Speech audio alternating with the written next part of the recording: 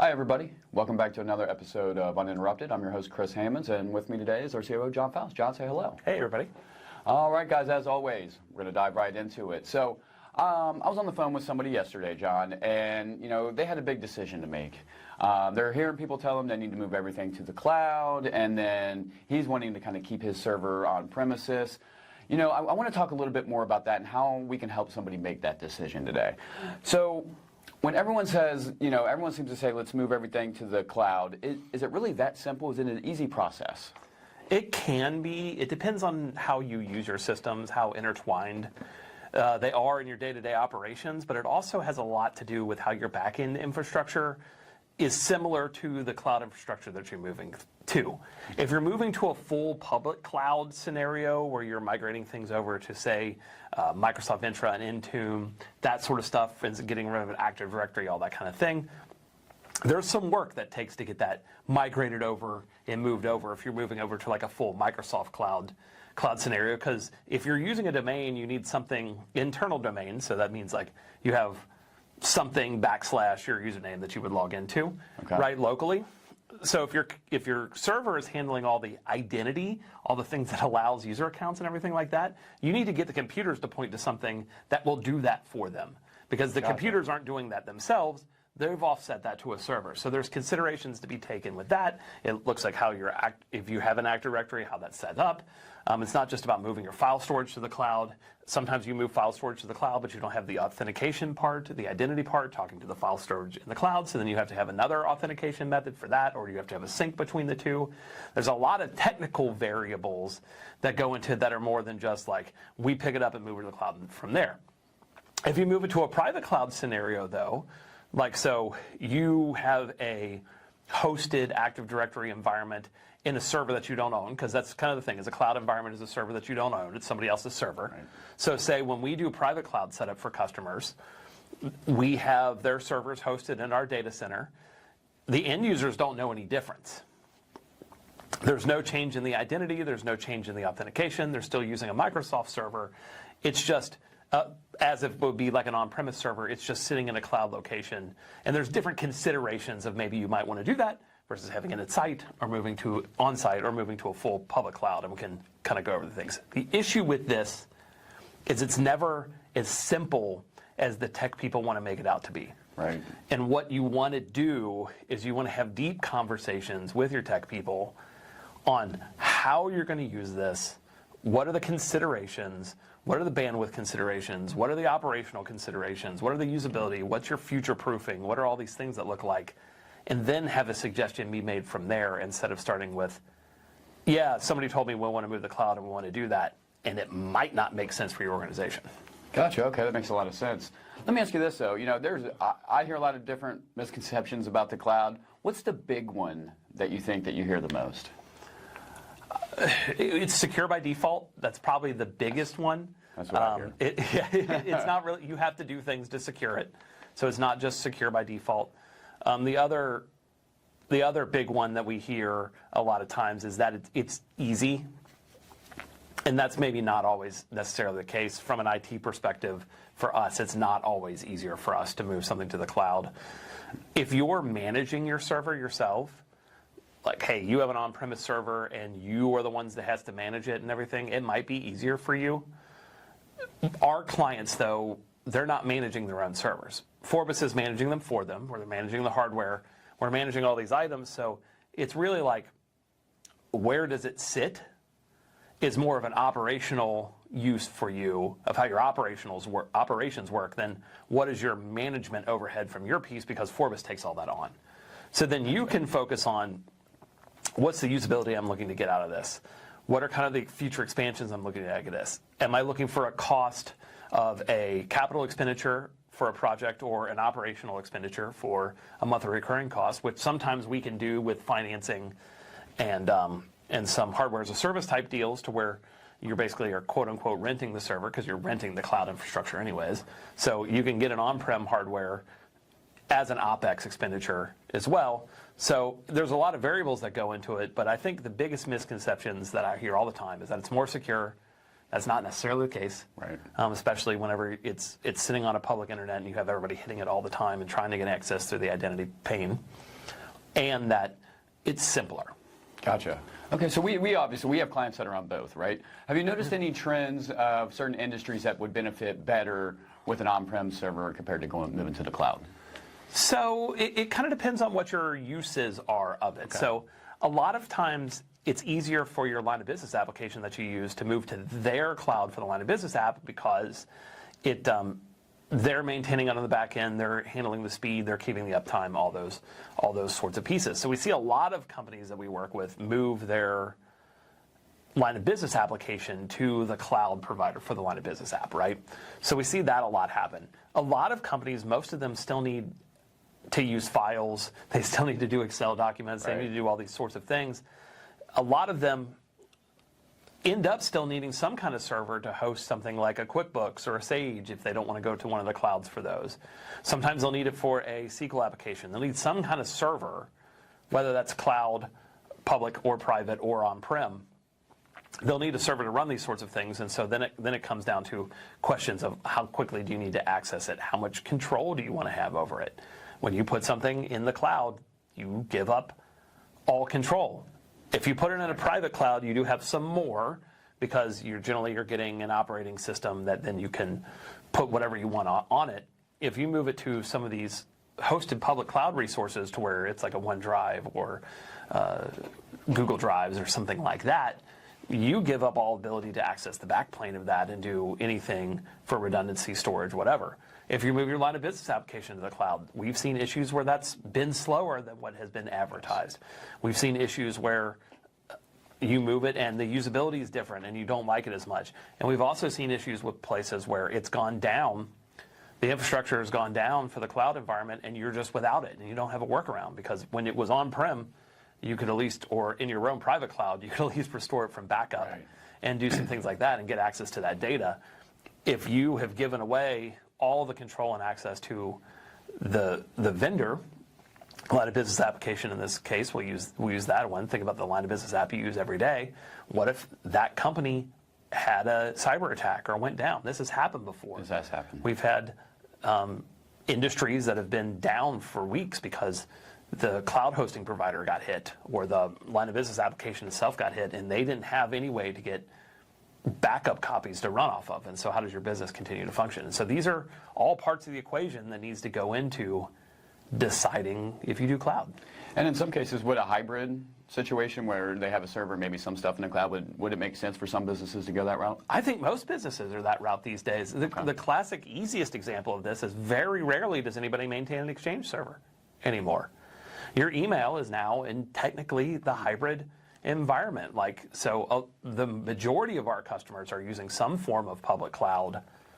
I think every single one of our customers, well, there's some that are cloud only, but the majority of our customers have some sort of internal resource that they access, whether with private cloud or on-prem server, plus hybrid cloud for their line of business applications or for Office 365 or whatever else.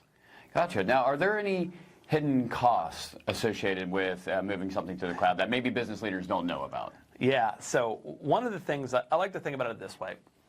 Internet speeds have gotten a lot faster recently, so this is getting better. But say, if your server sits in your environment, then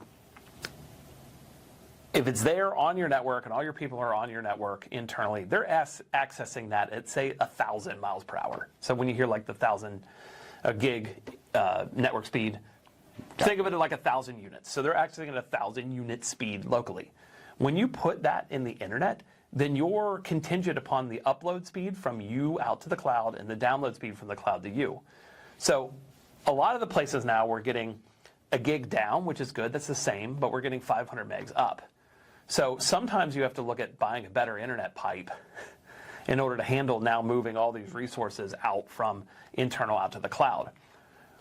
We also see cases where people move to the cloud, and as they start adding more resources or more storage or more whatever, then the cost starts ballooning. Gotcha. Right? So it's like, it's on a usage basis. You have to kind of estimate how much your usage basis is when you do a public cloud. the more connections you put into it, bandwidth usage, storage uses, processing power, all those sorts of things, there can be hidden costs in those that makes them a little bit more difficult to quote and have you come up with an accurate budget of, hey, this is exactly what this is going to cost me.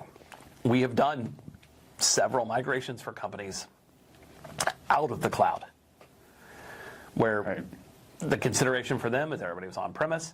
We've even seen cases where they had a server or multiple servers there doing other functions there. They just moved their storage, like their clouds, they moved their storage for their shared drives to the cloud. And they were paying a crazy amount of money a month to Microsoft, where they had, if they just bought a few hard drives and put them in a RAID 5 in their server, which we did and did all that for them and brought them back to on-premise shared drives, their usability was better. They didn't run into internet issues. They didn't have bandwidth considerations to work with.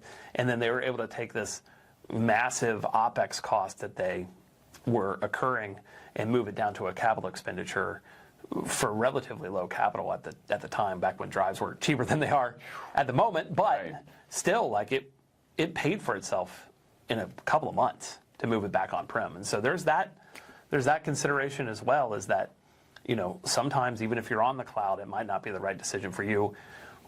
We care about usability here at Vorbis. We care about how when I look at what we are about here, I want your employees to sit down and be able to do their job every single day, right?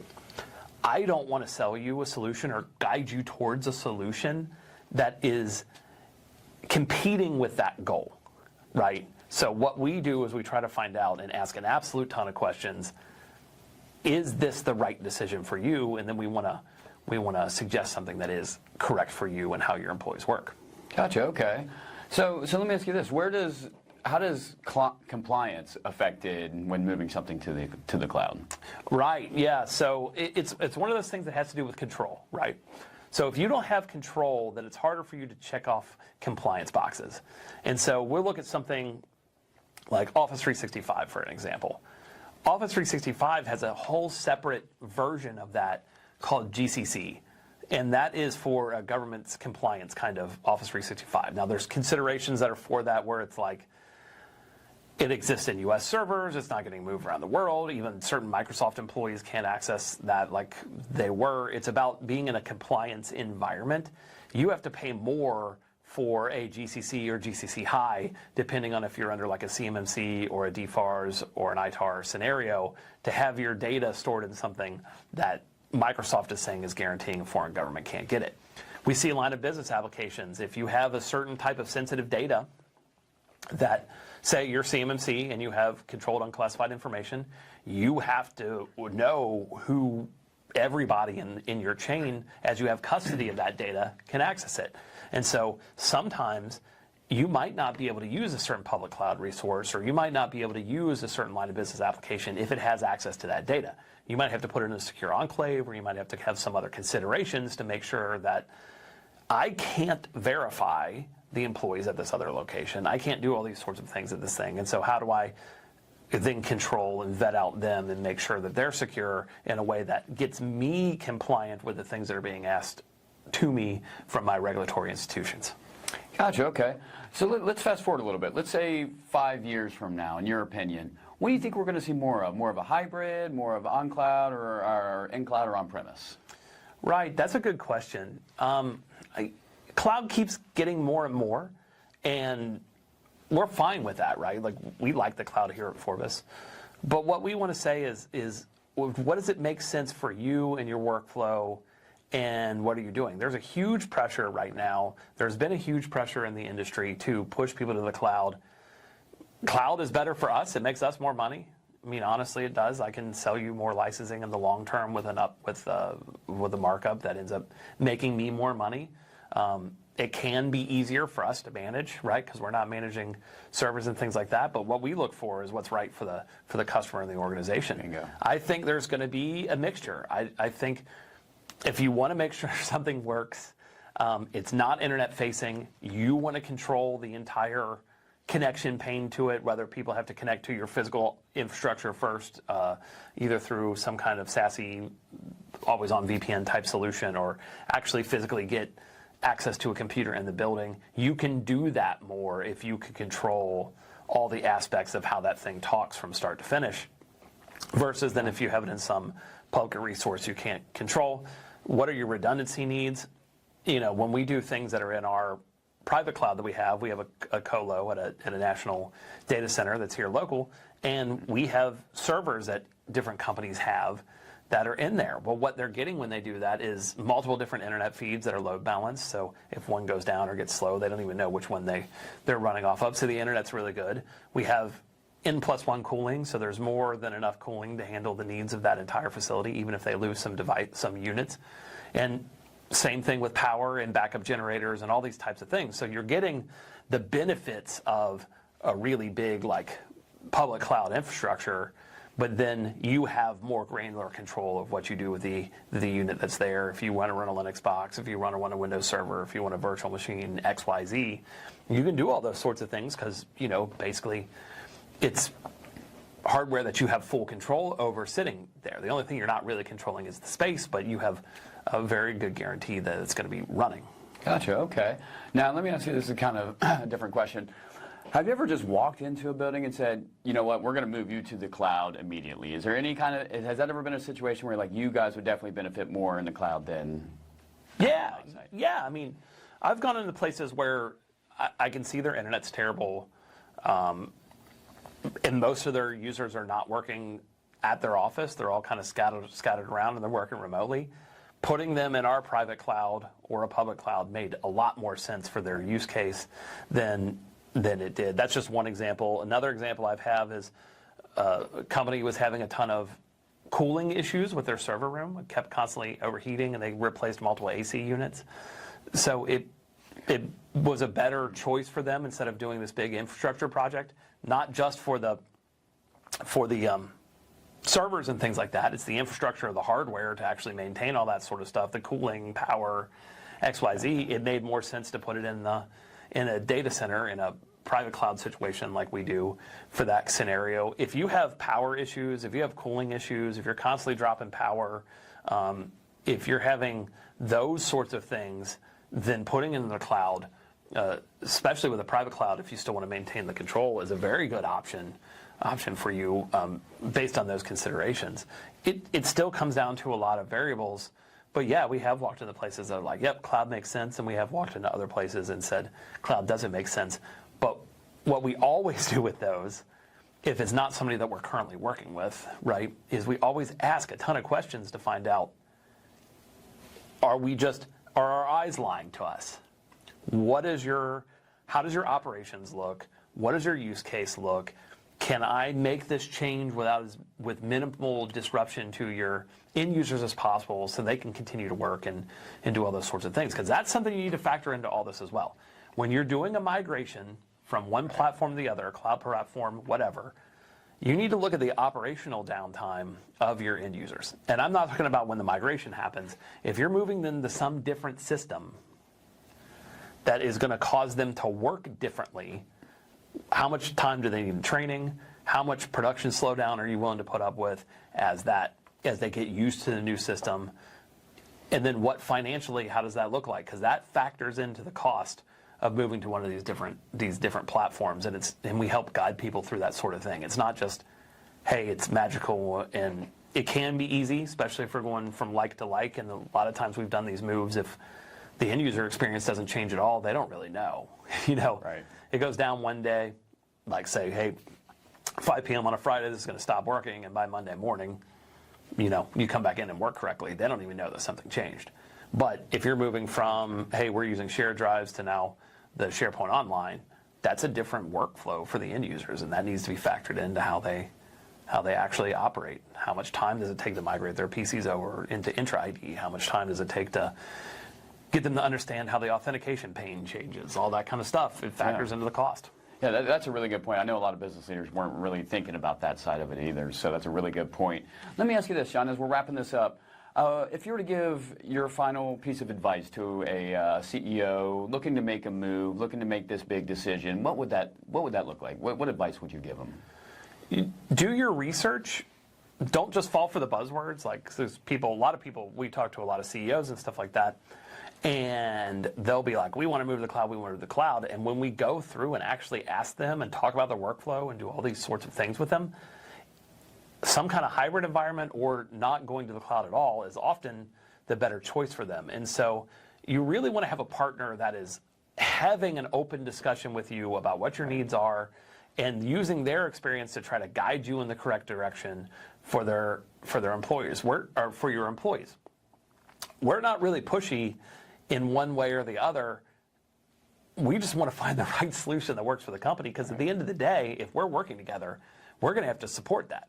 We're going to have to take the end user calls that come in where they're frustrated because something doesn't work right. We're going to have to take some of the training calls of, hey, like I could do this before, and they were frustrated. So we want to make sure that everything's correct before a decision is made, and then we make the implementation of that as seamless and easy as possible on the end users, so that it limits the amount of productivity hit that they take, it limits our support calls that we get from them, and all those sorts of things. So that's why we really focus on making the right decision. And I would say, if you're being pressured to do something and you don't understand it, you need to ask them and find out if that's the right thing. And if they're not giving you answers that is adequate for that, then I would really look to get a second opinion.